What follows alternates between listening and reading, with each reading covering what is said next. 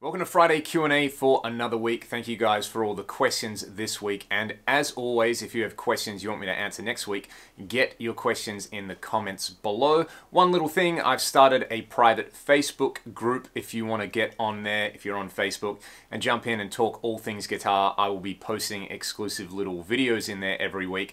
Basically, motivational stuff to get you practicing. So it'll basically be a particular lick or a particular scale or exercise, something that I'm working on that we can all work together as a group. So I think that'll be pretty cool, and you can also put your suggestions for videos in there, give me some feedback, talk about gear, basically talk about anything. I will put the link in the video description, so jump in there and yeah, hopefully we'll kind of build it up into a cool little thing, and it's way easier to deal with than a mailing list and things like that, although it is Facebook, which I'm not the hugest fan of, but hey, everybody's pretty much on there now, so jump in there, and until then, I'm going to answer some of your questions. Have I listened to the new Queensryche album? Yeah, I'm a big Queensryche fan, so I pretty much check out everything they do. I'm actually a really big fan of Todd, even though he sounds pretty much exactly like Jeff used to back in the day. One of the best live gigs I've ever seen was 2015, I want to say. We played a festival in the States with Queensryche, and I was pretty cynical about it because I was like, you know, it's not Jeff Tate. And Todd came out and smashed it. They sounded so good. His voice live is just absolutely incredible. And I was like, you know what, man?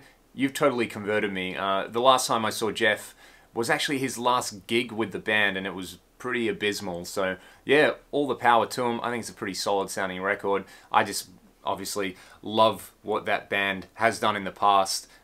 They sort of had this stretch, I guess, in the late 90s, early 2000s with albums that I'm not the biggest fan of. Basically, after Chris DeGarmo left, I'm a huge DeGarmo fanboy. But yeah, with Todd, they've kind of got their mojo back. So yeah, I like it. Switching gap on the AX8 has been talked about extensively. There are plenty of workarounds. One thing that I would suggest is using an amp like, say, the Mesa Mark II C++ model that's in there, and using scene controllers on the drive and the input trim to go from a clean sound to a super saturated sound. That's one amp that can kind of do it all, especially if you stack it with drive pedals. But if you're trying to use XY switching, there's no way around it. There's a gap. Yeah. Otherwise, you can set up a clean preset and a dirty preset. That might be the way to do it. The gap is slightly smaller there. Otherwise, jump on the forum and do a search and look at how people have come up with some workarounds, or watch some of my videos on scene controllers. But, I mean, the AX8 sounds amazing. That is one design limitation. The XFX3 doesn't have that. So, yeah, if you dig in those kind of fractal tones, maybe the 3 is worth moving over to. But otherwise, yeah, it's just part of the architecture, unfortunately. Would I buy a guitar if it played really nice and it sounded really good, but someone beat up an old lady and stole it from them? I know I look like a total degenerate, but probably not. I think these kind of ethical questions, when they're linked to guitar gear, if you're only applying it to guitar gear and going, you know what, I'm not going to play a Harley Benton because I disagree with like China's labor laws, then following that to its natural conclusion, you probably shouldn't be on the internet, and you shouldn't be using anything that uses electrical microconductors if they're conducted in China and you don't agree with their particular labor laws. Not saying that those labor laws are good at all, because obviously that's a massive problem, and we're incredibly privileged. You know, for me, living in Australia, where workers have it pretty darn good. Musicians especially have it pretty darn good compared to the rest of the world. So we're incredibly fortunate.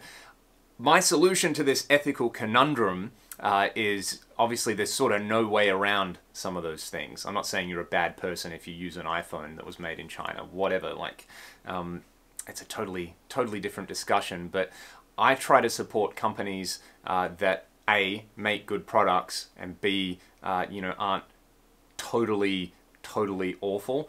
So, I mean, the Fractal audio stuff sounds incredible, and it's essentially pretty much like a sort of family-oriented business, so that's a definite bonus. Using something like a Harley Benton guitar mass-manufactured in China isn't something I'm too interested in. I would much rather support you know, smaller builders, like for example Deviser guitars make great stuff in Japan. A lot of their wood is actually locally sourced. For example, they've got a series of guitar based on Japanese red pine that was going to be scrapped because it's got some big growths in it, and they went ahead and turned it into really cool looking guitars. So I'm all about stuff like that. I'm not about beating up old ladies, and you know, man, like, this is way above my pay grade. I'm just a dude who plays a bit of guitar. If you want to learn about ethics, yeah, go and hit up like another Australian, like Peter Singer or someone like that. My favorite movie score, again, awesome question. Thank you so much. A lot of my favorite questions are coming from you. So my favorite movie score, I think, is probably Thomas Newman's score for American Beauty. That is one of my favorite movies, and I remember seeing it, and the main theme and most of the music in it just stuck with me, and anytime I hear it, it makes me feel a very particular way. I think it's an incredible movie. I think it's an even better score. The score just really adds so much to that movie. It's sort of like a minimalist kind of thing. There's ambient elements, and yeah, Thomas Newman is just a genius. I love just about everything he's done.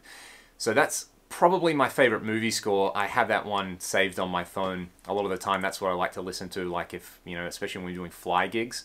I kind of discovered a while ago on tour that, you know, going out and, you know, playing rock music every night and playing with a bunch of other rock bands and, you know, rock music playing in between the set when you're having to talk to people and shouting over one another. You get back to the hotel or you get in the car and like the last thing you want to do is blast your eardrums. So I kind of like gravitated towards, yeah, a lot of ambient music and a lot of movie scores, which I really, really like. So American Beauty's easily #1 for me. One movie score that came out recently that I really liked is the score for the movie Oblivion. It's like a Tom Cruise sci-fi thing, and the soundtrack's done by M83, so it's sort of like their electronic stuff mixed with orchestral stuff. And there's a song on there at the end, Suzanne Sunfor, I think, who's a she's a Nordic artist, I believe. I can't remember if she's from Sweden or Norway or Iceland, but her voice is incredible, and I remember hearing that song and just being like, oh, this is rad, I love this so much. So that's another one. You know, I think the score there is probably a lot better than the movie, which is, it's not really saying a lot. I think it got a lot of bad reviews, but I actually like the movie a lot more than a lot of the reviews, but at the same time, it's not the world's greatest movie, but the soundtrack's incredible. And I also like a lot of the soundtracks for the Miyazaki, the Studio Ghibli stuff, like Nausicaa Valley of the Wind, Spirited Away has a beautiful soundtrack, anything like that. I went to Japan recently, and that was basically my playlist, was like orchestral stuff for the Miyazaki movies. I really like the soundtrack in Zelda Breath of the Wild as well. There's a lot of really good video game stuff coming out at the moment, so but that's obviously not a movie. So yeah, that in terms of like movie soundtracks that have guitar in them, I can't really think of many off the top of my head. I'm more a like ambient and orchestral guy with those things.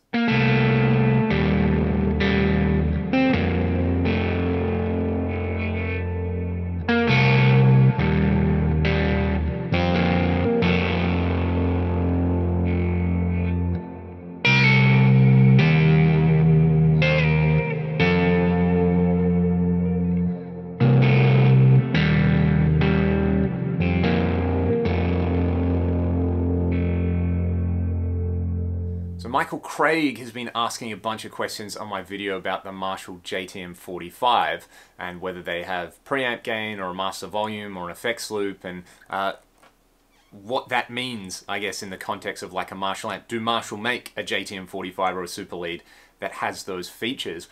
And I guess there's two ways to answer this. No, because when you add those things to those amps, they really stop being a vintage reissue, right? But also, yeah, they do. You know, Marshall responded to guitar players' requests for stuff like a master volume and a gain control in the 70s, and that's where the 2203 came from, so the iconic JCM 800.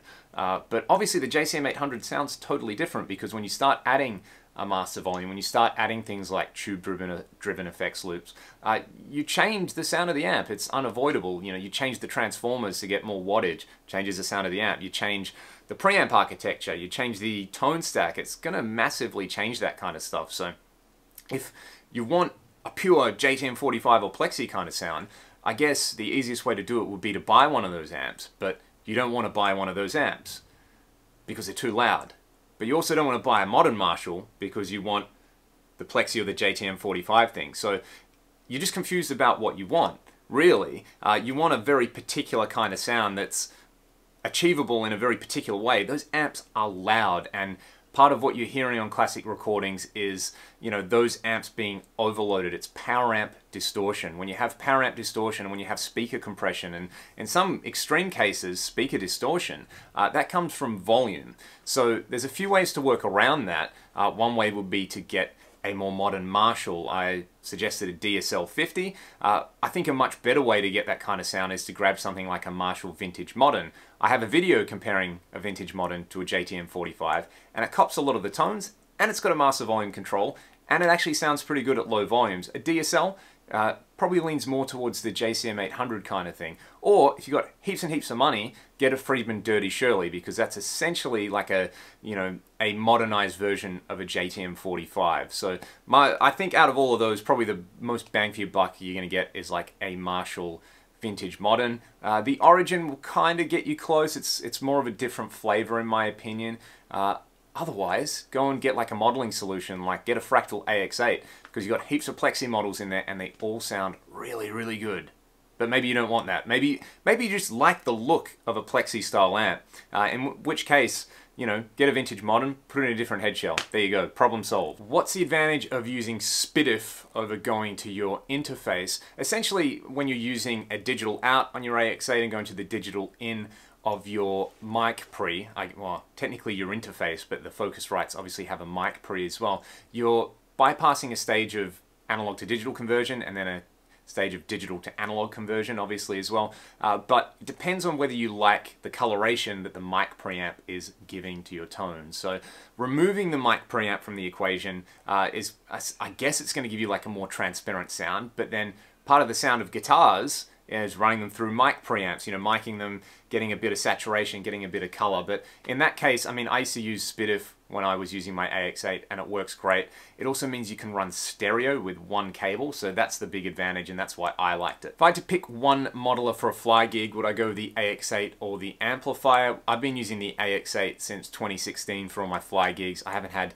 any problem with space. Yes, it's bigger than the amplifier, but it's not that much bigger, and for me, it's still the best sounding thing on the floor. The amplifier does sound great, just requires quite a bit of tweaking to get it dialed in. I find the Fractal is way quicker and easier to dial in, but they both sound really, really good. If you were super duper tight on space, get like an atomic amplifier box, because then you could put that in your guitar case. Otherwise, AX8 all day. Impulse response lengths. This is something that has been discussed at length on the internet. I think the big difference with impulse response lengths only really comes into effect when you're using room IRs, where you need a long sample length basically to capture the detail of the room. But if you are just using IRs of close mics, I haven't being able to hear the difference between most of the IR formats. What's more important to me is getting the mic positioning right when you shoot the IR, using, you know, the kind of speaker that you want. And if you're using in-ears, what I always do is either use a little bit of reverb or use like the room simulation in the Fractal stuff. So I don't think you're going to notice a difference in a band mix with different IR lengths, but as with anything, it's up to you. Go and experiment with it. But yeah, I honestly don't think it's worth the time. How do you get rid of harshness in presets for a solo? Essentially, harshness most of us associate with excessive high-end content. So basically what I do in most of my solo tones, I roll off the high end with a parametric EQ from about 6.5K. And that generally does the trick, but it is all about how you dial in your amp. You know, a lot of the time I'll put a tube screamer style pedal in front of the amp, which takes out a lot of excess low end before it hits the gain, but also takes that high end, so it kind of smooths stuff over. So a boost pedal like that can be a great way to do it, and some yeah, just a, you know, bit of high cut in there basically should smooth out any harsh stuff. If it's still too harsh, you're either using the wrong IR or you're just simply adding way too much high end in the amp block. This week's lick of the week is a faux pedal steel style lick. I'll play it for you. It's this.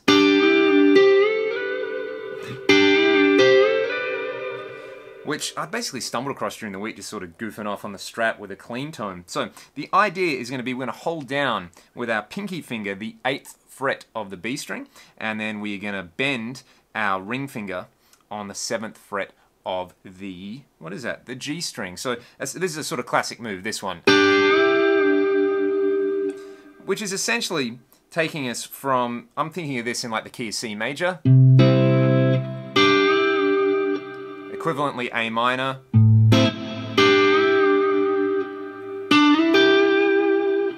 Essentially doing that.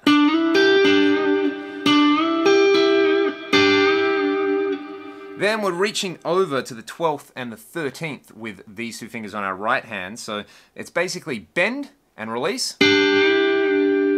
tap, bend again, while holding down the tap note. So it's, I mean, you could try bend it with these fingers like so. And that's just gonna sound terrible. So use your left hand to bend again. It's really cool.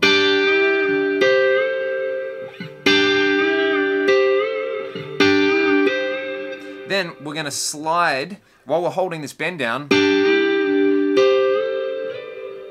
gonna slide up 2 frets to 14 and 15, and that completes the lick. Really slowly.